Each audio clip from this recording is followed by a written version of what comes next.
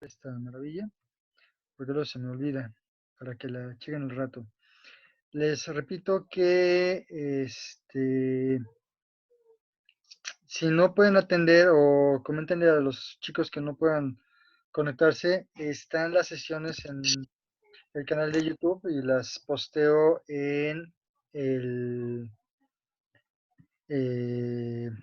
la plataforma. He visto que tienen pocas visitas y hay varios de sus compañeros que no se conectan, entonces deberían estar ellos en el entendido de revisar las sesiones, ¿correcto? Pero bueno, en fin. Eh, bien, vamos a ver. Voy a compartir la pantalla. El día de hoy vamos a ver lo referente al dictamen único de factibilidad. La mayoría de sus proyectos lo van a ocupar. Este dictamen es el compendio de lo que antes manejábamos como dictamen único de impacto ambiental, dictamen de impacto regional y dictamen de impacto e incorporación vial. Se los he comentado un poco durante la clase, pero ahora es tiempo de revisarlo con más calma, ¿sí? Este dictamen está en el reglamento interior de la Comisión Estatal de Factibilidad. Este reglamento, en el artículo 11, nos establece que debe entregarse por escrito el dictamen, ajá, más bien toda la documentación, para que se pueda emitir el dictamen. Este documento es el que nos va a amparar para el funcionamiento y correcto incorporación de los proyectos de alto impacto. Bueno, ahora los proyectos los toman como alto impacto a partir de restaurantes y áreas comerciales de más de un local. Entonces, sí es importante que lo tomen en cuenta para que todos sus proyectos lo integren y lo puedan o lo podamos revisar. ¿De acuerdo? Dice que es una nueva formalidad que simplifica la autenticidad de los datos y evita la falsificación, porque todo se obtiene a través de un QR y este se envía de forma electrónica al interesado cuando ya está aprobado y ya se puede con ese QR dirigir a la página en la que está la autorización. Si lo ven, este dictamen que ven aquí es lo que se va a integrar. Creo que alguna vez ya se los había enseñado, ¿sí? Bueno, ¿qué es lo que compone o qué es lo que integra este dictamen de impacto único de factibilidad? ¿Sí? La factibilidad de los servicios, ¿sí? La factibilidad de la vialidad y la factibilidad de los usos de suelo. Dentro de este mismo reglamento, en el artículo 13 establece lo que debe tener o cómo debe integrarse este dictamen único de factibilidad. ¿Qué debe ser? Una solicitud. La solicitud se pide directamente en la Secretaría de Desarrollo Territorial de Toluca.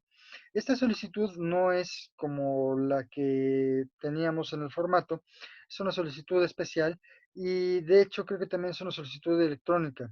Les soy sincero, no me ha tocado hacer un dictamen de esta naturaleza, lo he visto, lo he tenido en mis manos, pero no hacer el trámite, entonces les repito. Ahora, tenemos que integrar el documento que acredite la identificación oficial del propietario o representante legal. Este es primero el IFE del INE del propietario y si es el representante legal, su INE y el poder notarial, ¿sí? Que en este caso, dentro de sus actas constitutivas, recuerden que les pedí que integraran un poder notarial, que de no tenerlo ahí, lo buscaran y el formato lo integraran, ¿sí? El documento que acredita la personalidad, en este caso es el acta constitutiva. Aquí matamos dos pájaros de un tiro, porque tenemos la identificación del propietario y el acta constitutiva donde tenemos el poder notarial. Por lo tanto, con un solo documento estamos haciendo lo de tres elementos, ¿de acuerdo? El acta constitutiva, perdón, espérenme que estoy admitiendo a los que están entrando, pero también se me mueve el documento. El documento que acredita la propiedad inscrito en el IFREM. Recuerden que el IFREM es el Instituto de la Función Registral del Estado de México, lo que antes llamábamos el Instituto Público de la Propiedad, ¿sí?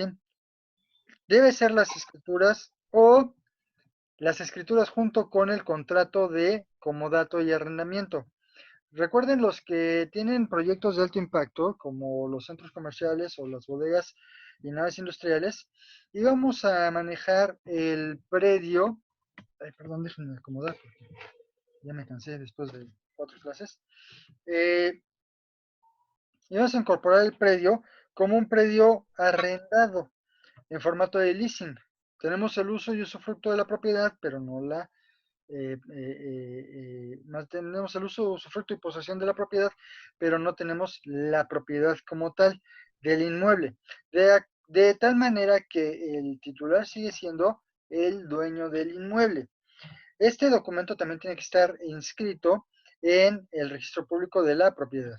Ahora, el formato de la memoria descriptiva. La memoria descriptiva, como recuerdan, es un documento en el que nosotros hacemos una redacción de cómo está compuesto el proyecto, qué elementos tiene, cuál es el programa que nos llevó a eso, cuáles son sus accesos, cuáles son sus superficies, dimensiones por local, locales por uso, privados, públicos, semipúblicos, servicios, vialidades, cajones de estacionamiento, sistema constructivo, se me va propuesta de acabados y consumo proyectado de servicios, agua, electricidad, básicamente, ¿de acuerdo? Teniendo en cuenta que con esto nosotros vamos a hacer todo un elemento para determinar cómo se va a componer el proyecto. Más o menos para que se den una idea, yo acabo de entregar una memoria descriptiva para un anteproyecto arquitectónico y la memoria descriptiva de ese proyecto, que era una casa habitación, tenía 12 cuartillas, ¿sí? Porque describo acabados, sistemas constructivos, modulación, número de habitaciones, descripción de los baños, eso es muy importante, descripción de las áreas de servicio, descripción de las áreas de estacionamiento, en fin, todo eso, son 12 cuartillas. Entonces, para un proyecto del tamaño de los que ustedes están manejando, obviamente estaríamos hablando de, no sé, de 25 a 30 cuartillas mínimo. Entonces, recuerden que tienen que empezar a hacer la descripción desde el planteamiento mismo del terreno, cómo está desplantado el proyecto y a partir de ahí empezar a hacer la descripción por local del mismo, ¿sí? El registro federal de contribuyentes, tanto aquí principalmente es de la persona moral, ¿sí? Tiene que estar el RFC, que ya no es la cedulita que nos daban antes, ya es la hoja completa, ¿sí? La localización de aerofoto con medidas y colindancias. Puede ser que Pedro, ¿Qué pasó? una pregunta. ¿Todo eso que está diciendo es de la memoria descriptiva? Todo esto, no, eso ya me pasé aquí a la Ah, localización sí. de la aerofoto, ¿sí? La memoria descriptiva, si al rato revisas el video, desde donde empiezo a hacer memoria descriptiva hasta donde me pasé a localización y aerofoto. ¿Sí? No, ya ahorita ya estamos en otro rubro. La localización y aerofoto la pueden integrar a la memoria descriptiva, pero se las piden aparte. ¿Sí? Esta la pueden bajar de Google Earth, ujú, haciendo la ubicación del terreno, incluso ahí pueden delimitar el polígono, o si son muy duchos, lo pueden pasar a AutoCAD y ahí lo pueden georreferenciar. Incluso en AutoCAD les puede dar las coordenadas UTM, ¿sí? Si tienen el AutoCAD de versión estudiantil que bajaron de Autodesk, ese sí les puede dar acceso a la memoria, al mapa para ubicación del mapa en AutoCAD, para la georreferenciación de las coordenadas. Si no lo tienen, o si tienen el AutoCAD con crack, creo que sí el firewall no les va a permitir hacer uso del mapa. Pero si no, bueno, lo pueden hacer en Google, no hay problema. ¿Correcto? Con las medidas y colindancias, de acuerdo a la escritura y de acuerdo al levantamiento, tienen que poner las dos. De acuerdo a escritura, al norte con fulano de tal, tantos metros, al poniente con fulano de tal, tantos metros, al sur, fulano de tal, tantos metros, al oriente, fulano de tal, tantos metros. Y de acuerdo al levantamiento, al norte, en tantas fracciones, tantos metros, al sur, tantas fracciones, tantos metros, al oriente, tantas fracciones, tantos metros, y al poniente, tantas fracciones, tantos metros, para que se componga completamente el proyecto perdón, el dibujo de la escrituración y tenga las medidas y coordinadas correctas de acuerdo tanto a la escritura como al levantamiento y hacer la comparativa. ¿Sí?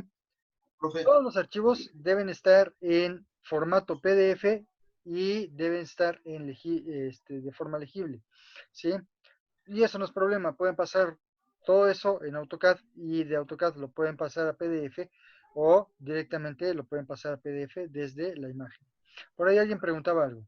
Sí, por ejemplo, si no tenemos los nombres de los colindantes nada más con el número de lote y de manzana. Generalmente en la escritura viene la colindancia y con quién colindas. Si no cuentas con una escritura en este momento, para entregármelo, puedes hacer, puedes inventarte los nombres, ¿no? Claramente va a haber una colindancia con calle Francisco y Madero. Luego eso al norte. Al sur, colindancia con lote 7, propiedad de Juan Domínguez. Al oriente, colindancia con lote 15, propietario Carmela Velázquez. Al poniente, lote 17, con propietaria, no sé, Carolina Hernández o cosas así, ¿no? Te Sí, lo puedes inventar, no hay problema, si no cuentas con la escritura, ¿sale? ok. Pero sí debe especificarse los datos de los colindantes, porque en alguna controversia, sí, deben aparecer como aparecen en la escritura, para que puedas Mm, llamarlos y puedas citarlos, ¿de acuerdo? sí, Bien, luego, a ver, vamos que abra porque hoy está un poco lenta mi máquina, creo que ya le tengo que dar un balazo, ¿no? Ahora, dictamen de impacto o factibilidad de impacto sanitario, ¿sí? Complemento relativo a las emisiones de audio o de ruido. Generalmente no debemos pasar de, me parece que son 125 decibeles, lo que debe tener como máximo. ¿Para quién aplicaría? Restaurantes, centros nocturnos, centros de entretenimiento, industrias y bodegas o industria de la transformación. ¿Por qué es importante no pasarnos de ese nivel de ruido? Porque si se pasa de eso, tenemos que incorporar medidas de mitigación. Pueden ser cortinas vegetales, puede ser separación de el paramento del terreno a la línea máxima de emisión de ruido, puede ser por cada decibel, creo que va por cada decibel extra, va creo que por metro.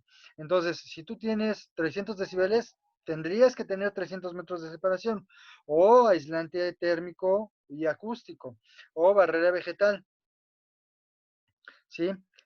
De eso tienes que tomarlo en cuenta. Ahora, por ejemplo, los que tienen centros de entretenimiento, bares, todo eso, claramente tenemos más de 125 decibeles de ruido. ¿Qué es lo que tenemos que hacer? Colocar en las paredes y establecerlo en el dictamen único de factibilidad el tipo de aislante acústico que vamos a utilizar. Eh, los cinemas tipo Cinépolis, obviamente todo está en la roca, pero en el interior llevan una espuma aislante rosa, que no recuerdo ahorita la marca, pero el logo es la pantera rosa. La voy a buscar y la voy a tener porque no, vivo no, aislante acústico aquí en la casa. ¿sí? Ese trae espesor. Ustedes tendrían que poner el máximo. Se supone que el máximo creo que es de 3 pulgadas. Aísla hasta 200 decibeles. ¿Qué pasó? Por ahí algún comentario había, ¿no? Si no, tienen que colocar una espuma aislante también eh, que se expande y eso también sirve de colchón acústico. La otra, que es más pasiva, es colocar los lambrines de madera escalonados. Esos lambrines de madera también producen un aislante acústico al exterior. No sé si alguna vez han ido a la Basílica de Guadalupe, alguno de ustedes, a que se les salga el demonio. El techo de la Basílica de Guadalupe tiene el aislante acústico que son lambrines y están empotrados. Un lambrín está adentro y dos lambrines están afuera y así se la llevan todos. De manera que las ondas acústicas al llegar al techo de la basílica se absorben y se difuminan, de manera que aunque la forma del techo no es de lo más favorable para una emisión acústica óptima, absorbe todo el rebote y hace que se escuche mejor la Eucaristía o la misa. ¿Sí? Si alguna vez tienen la oportunidad de ir, bueno, no en 12 de diciembre, por favor, porque es horrible, ¿sí? Pero alguna vez tienen una oportunidad de ir y escuchar una misa, la acústica que tiene el lugar es bastante buena, ¿sí? A mí me tocó ir durante la universidad a hacer el análisis de la basílica y logramos entrar tanto a los sótanos como a la Eucaristía, como a la bodega, como a los aposentos del nuncio mayor apostólico, a la biblioteca y a la bóveda que está en el cuerpo principal de la basílica. Sí, por ahí debo tener los planos, voy a buscarlos, en algún momento ahí se los compartiré porque nos los proporcionaron y los pasamos en limpio. Por eso sé que está ese colchón acústico porque ahora sí que yo lo vi con estos ojos que se han de comer los gusanos, dirían por ahí, ¿no?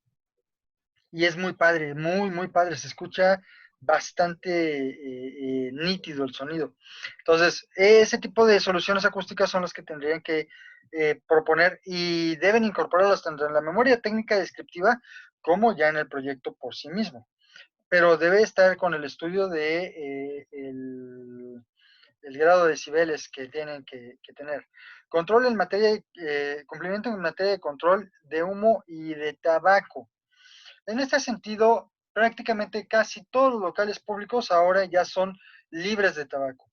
Y si tú quieres que te den una certificación, debes tener el estudio que avala la libertad de humo de tabaco, en el sentido que tienes que estar haciendo los estudios cada 6 meses, por lo menos de un local, midiendo los grados de nicotina que tiene el ambiente y haciendo un cambio de aire por cada hora en el elemento para que tengas esa certificación de libertad de humo de tabaco. Los que son locales cerrados y los que tienen actividades nocturnas tienen que manejar los aires acondicionados de manera que estén haciendo los cambios de aire para efectivamente certificar que no hay humo de tabaco. Colocar la señalización necesaria para ¿cómo se llama? El uso de este tipo de sistemas, colocar sistemas contra incendio y tener la ventilación necesaria natural para las esclusas, porque a veces tenemos que salen a fumar y cuando entran al local traen todo el resto del humo del cigarro. Debe haber una esclusa. Recuerden que la esclusa ya platicamos que es una puerta que entras a un local confinado antes de abrir una segunda puerta, ¿sí? En este espacio se contiene el volumen de aire que se va a cambiar. Estos son los que tienes que tener las esclusas para que adentro tengas libertad de humo de tabaco y los fumadores en el exterior tengan la posibilidad de fumar. Cumplimiento en condiciones de higiene y seguridad.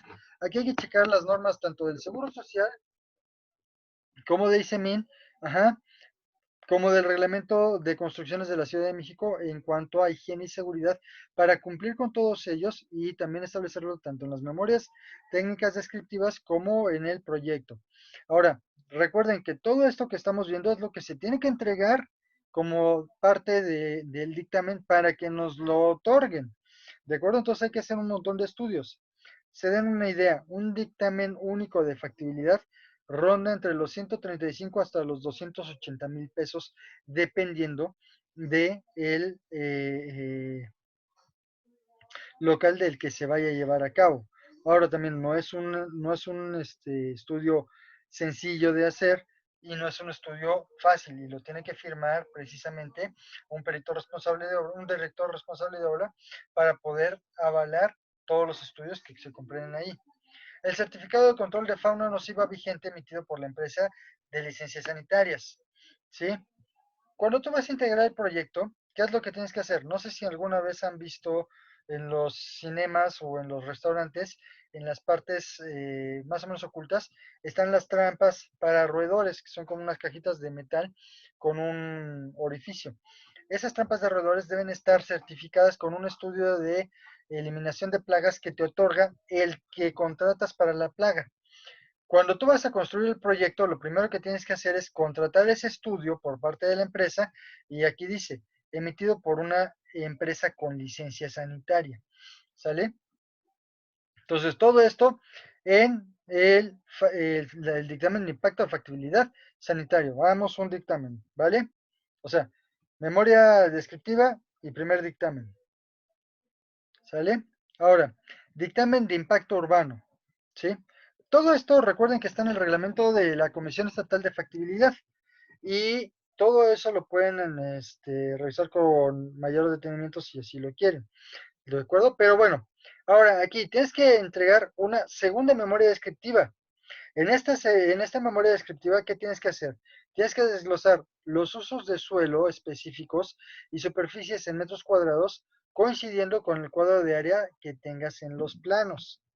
¿De acuerdo? O sea, recuerden que les dije, denme su cuadro de áreas y denme sus diagramas de relación con sus metros cuadrados. Prácticamente es esto. Pero en eso debemos ver cómo cumplimos con los usos de suelo y si cumplimos o no, tendremos que hacer medidas de mitigación. Tenemos que entregar el proyecto arquitectónico, la planta de conjunto, la de azotea, cortes longitudinal y transversal, fachadas, todo esto con cotas y medidas, cuadro de áreas correspondientes y debe checar con la memoria descriptiva. Recuerden que les dije, el diagrama de relación tiene que checar con el diagrama de flujo y el diagrama de flujo con la zonificación. Bueno, ahora eso tiene que checar con el proyecto y con el cuadro de áreas. Y debe checar con la memoria descriptiva.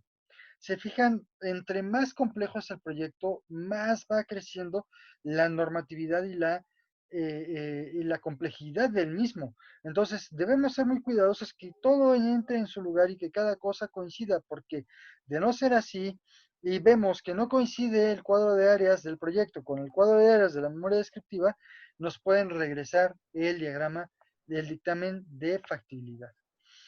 ¿Qué es lo que va a suceder? Pues que tenemos que repetirlo. Y les comento, o sea, es un dictamen bastante engorroso.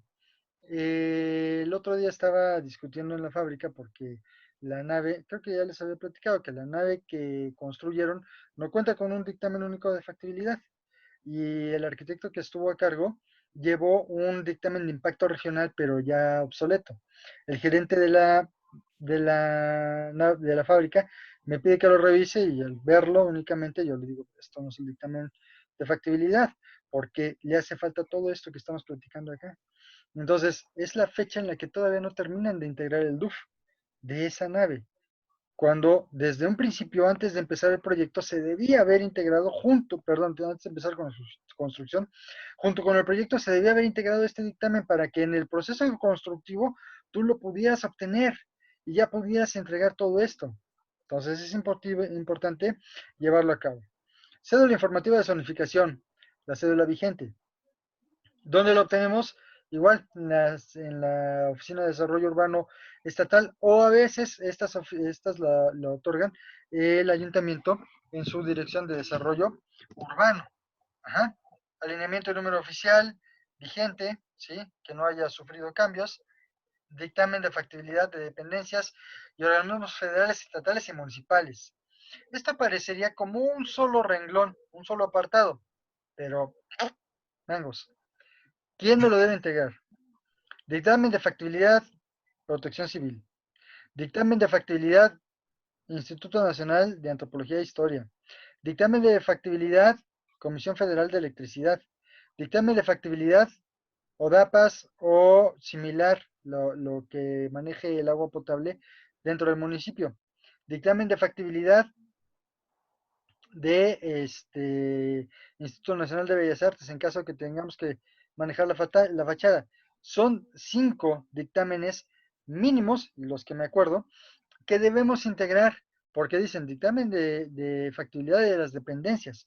Pues sí, pero para cada uno debe tener su propio requerimiento particular que nos van a solicitar y cumplir con cada uno de ellos. De nuevo, la integración de este dictamen es un montón de documentos y si no los tenemos claros, se nos escapa un documento y nos regresan el dictamen y nos dan cita hasta dentro de otros 3 o 4 meses. Luego, dictamen de existencia y dotación de agua potable e incorporación de los mismos al alcantarillado. Definir los puntos de conexión emitido por organismo u autoridad municipal. Está dentro del mismo de arriba, que va a ser ODAPAS, pero aquí nosotros, dentro de este dictamen, tenemos que poner diámetros de consumo, diámetros de descarga, ubicación de las tomas, porque no va a ser una sola toma, va a ser varias, y ubicación de las descargas, así como la ubicación de pozos de absorción, plantas de tratamiento, fosos de tormenta y trampas de grasas. De nuevo, esto va dentro del proyecto y lo tienen que ir contemplando. No sé, se me ocurre, tal vez, una nave industrial necesitará trampas de grasas, una nave Sí, industrial necesitará pozos de tormenta o fosos de absorción. sí,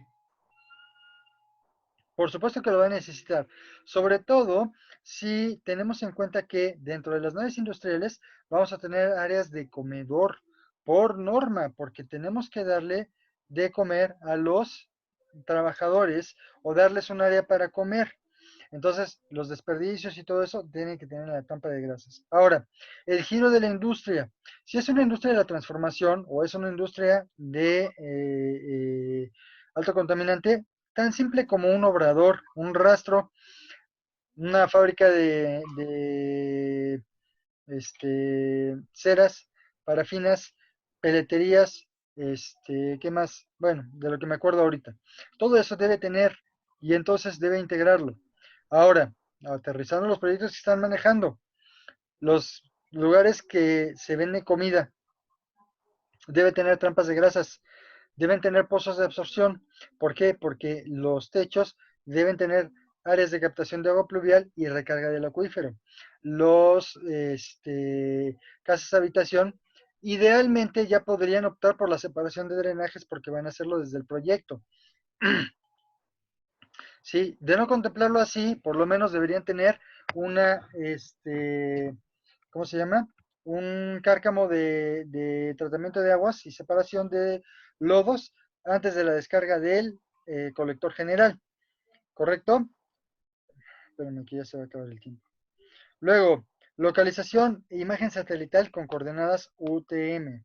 De nuevo, esto lo pueden sacar del Google Earth, de Mapas México, o a lo mejor ustedes saben mejor de dónde sacarlo porque ya llevaron muchas veces georreferenciación, georreferencia de planos, ajá, a través de ArcGIS, sistemas. el Seguro ArcGIS. que mucho a la hora de ver el video. Luego, ahora, si necesitamos cambio de uso de suelo, o incrementación en el coeficiente de ocupación, ¿sí? Tenemos que especificar la solicitud, cambio de alturas, de niveles, cambio de utilización o cambio de ocupación. ¿Se puede hacer? Sí se puede hacer, pero de nuevo, tendríamos que hacer el trámite para poderlo integrar a mi dictamen y que en el mismo dictamen me otorguen los permisos conducentes. ¿De acuerdo? Bien, si hay sí. alguna duda, me van diciendo antes de que nos antes de que avancemos. Bien, ahora, la incorporación e impacto vial. Si se fijan, como les dije, es el compendio de los demás dictámenes. No es que se dejen de hacer, sino que ahora se integran en uno solo. Antes nos daban un dictamen por cada impacto. Ahora hay que hacerlo todo sobre un solo formato. Nos ahorra muchos corajes porque así nos regresan un solo dictamen, porque te faltó la coma en el dictamen de impacto vial, porque te faltó el diámetro de la tubería en la incorporación de agua potable. Pero ya no tenemos que estar brincando de muchas dependencias, porque era la dependencia de Protección Civil, la dependencia de la Secretaría de Ecología, la de Desarrollo Urbano y la de, ¿cómo se llama? Tránsito, ¿se llama? O movilidad. Ahora solo es en una todo el trámite, pero el problema es que todo es en Toluca. Está muy centralizado este dictamen, no está tan divertido hacerlos, pero bueno, en fin. ¿Sí? ¿Qué tenemos que entregar aquí? Una memoria descriptiva indicando el uso específico de la construcción por nivel, por piso. La licencia de uso del suelo vigente según el Plan Municipal de Desarrollo Urbano. Ajá. De nuevo, planos arquitectónicos con plantas, cortes longitudinales, transversales. Conjunto indica, oye, pero esto ya lo entregué en el dictamen pasado. Sí, pero estos planos deben tener en el cintillo dictamen de impacto e incorporación vial. ¿Sale? O sea, es un juego de planos por cada dictamen y cada uno debe tener el propósito para el que va dirigido.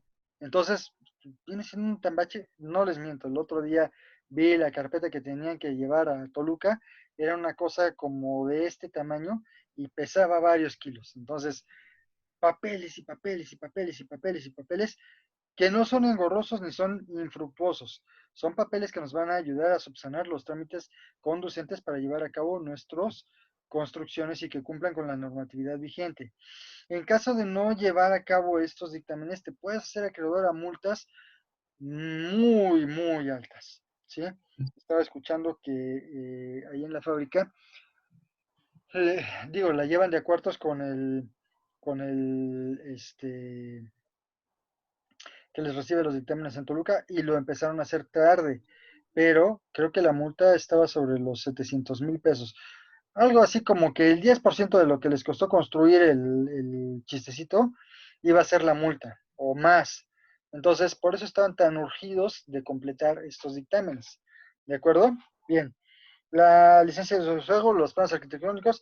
Para clínicas y hospitales, establecer los espacios para ambulancia, servicios funerarios, ajá, cajones para carroza, cajones para discapacitados, cajones para ambulancias, bahías de ascenso y descenso para ambulancias en el área de urgencias. Todo eso se tiene que especificar tanto en los planos como en una memoria técnica definida. Recuerden que yo les decía o les he pedido la bahía de acceso, la bahía de salida, ¿cómo deben ser esos accesos? Deben estar en vías primarias, vías secundarias, vías terciarias. Claramente vías primarias no deben estar las bahías de acceso y de salida de las ambulancias de urgencias porque precisamente no deben entorpecer el tráfico, deben estar en avenidas secundarias o si es en avenida primaria, establecer la bahía desde el principio de la entrada del terreno para que pueda disminuir la velocidad e incorporarse al área de urgencias. O sea, no está tan sencillo hacer esto, ¿no? Para agencias automotrices, identificar los cajones de estacionamiento particulares y los cajones de estacionamiento para almacenaje y taller. Son varios, ¿no? Primero, para los clientes, ¿dónde me voy a estacionar? Por ejemplo, cuando el problema que tiene la agencia Volkswagen en Texcoco es que los cajones de estacionamiento están bloqueados. Entonces, cuando yo llego, tengo que pitar, si quiero ir a ver un carro, pitar para que salga la policía, me quite los conos, me pueda estacionar y pueda entrar a la agencia. Me da mucha hueva. Cuando compré mi carro, me daba mucha hueva ir a la agencia para ver esos trámites, los trámites del crédito, ver cómo estaba, pagar el carro, un montón. En cambio, por ejemplo, en la agencia Renault tienen estacionamiento. En la agencia Honda tienen estacionamiento, ¿sí? Entonces, digo, es más fácil, vas a ir a comprar el carro, pero vas en otro carro, ¿no? Digo, o sea, o vas en el carro viejo o no sé, dependiendo de, ¿sí? Y así para varias agencias tienes que verla. La Renault de aeropuerto también es un problema de estacionarse cuando vas a ver los carros, cuando checaron mi carro, que tenía que ver la parte de hojalatería, un problema estacionarse, tiene que especificarse aparte de los cajones de almacenamiento y de los cajones de taller. ¿Sale? La cédula informativa de zonificación vigente también, con la nota que esta cédula es para el dictamen de impacto vial. Ajá. La constancia de alineamiento y el número oficial, esa sí puede ser la misma. Y los antecedentes del dictamen vial, si es que ya contamos con uno y lo vamos a ampliar.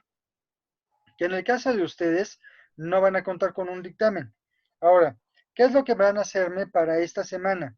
Incorporarme toda la documentación, ajá, las portadas del acta constitutiva, de las memorias, lo que sí me van a hacer las memorias descriptivas de sus proyectos, ¿sí? Lo más completa que puedan, lo más precisa que ustedes crean que debe ser la descripción del proyecto para poder llevarlo a cabo. De otra manera, no creo que podamos avanzar. ¿De acuerdo? Eso es para la entrega de la próxima semana. Algunos no me han entregado, no me han completado la entrega de la semana pasada. Entonces les encargo. Todavía está abierto para que puedan completarlo. ¿De acuerdo? Otra pregunta. A ver, ¿En la memoria descriptiva se pueden anexar los planos para anexar o solamente descripción todo es escrita? descripción. Todo es puro choro. Puro choro. Ah, ok. Les voy a subir la memoria que hice el fin de semana de una casa habitación para que más o menos vean cómo es, ¿sale? Y eso lo tienen que ustedes traducir a su proyecto, ¿de acuerdo? Sí, Va. puede haber revisión ahorita, bueno, Ok. Una revisión como de qué. ajá, o sea, para ver si estoy más o menos bien. Por ejemplo, en lo de, ¿cómo se llama? La escritura, no sé si tenga bien relacionado lo de las coordenadas, bueno, lo de las colindancias. Lo de las colindancias, vamos a hacer esto, súbelo a la plataforma, mándalo dentro de tu entrega, lo reviso y te mando los comentarios. Bueno, Porque no se puede ahorita, hacer por aquí rápido pues, o abrir otra sesión. a ver, no sé si la puedes poner en la cámara o no sé si se Queda puede compartir la pantalla. Dejo de compartir mi pantalla ajá. para, a ver si tú puedes compartir la tuya. Profe, una pregunta. ¿Qué pasó? ¿Qué onda? Bueno, igual como a mí me gustaría igual que chequen mis planos. ¿Va a haber un apartado donde subir los planos o tenemos que ir mostrándole por clases? Es más fácil que o vamos a hacer esto, mira, la clase de mañana para todos los 40 minutos lo ocupamos para revisión de planos, porque si los están subiendo y yo se los regreso va a tardar más y así va a ser Sí, más rápido, ¿de acuerdo? por eso quería ver si podía Ok. compartir, bueno, dejarlos compartir pantalla y enseñárselo así rápido. O sea, para que Sí, no yo ya sea, dejé de compartir mi pantalla, ¿puedes compartir tú la tuya? que no dice que el anfitrión no ha habilitado la función. A ver, ¿yo qué tengo que hacer? A ver.